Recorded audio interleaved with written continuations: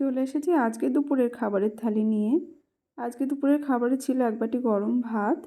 আজকে বানিয়েছিলাম মেয়ের পছন্দের মাশরুম কারি। আজকে বানিয়েছিলাম একদম শুকনো শুকনো করে মাশরুম কারি।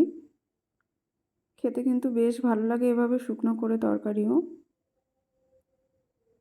আর বানিয়েছিলাম আজকে শিম আলু দিয়ে জ্যান্ত মাছ দিয়ে একটা তরকারি।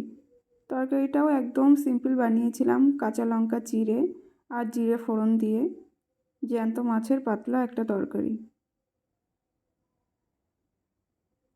আর আজকে বানিয়েছিলাম লাউ চিংড়ি, একদম দেশি লাউ বানিয়েছিলাম, দেশি ছোট ছোট চিংড়ি মাছ দিয়ে। এটা খেতে ভীষণ সুন্দর হয়েছিল। সামান্য একটু ভাজা জিরে নামানোর আগে ছড়িয়ে দিয়েছিলাম, আর দিয়েছিলাম একটুখানি ধনেপাতা। তো শীতের সবজির তো এমনি একটা অসম্ভব সুন্দর টেস্ট থাকে। তো সব কিছুই ভীষণ টেস্টি হয়েছিল খেতে।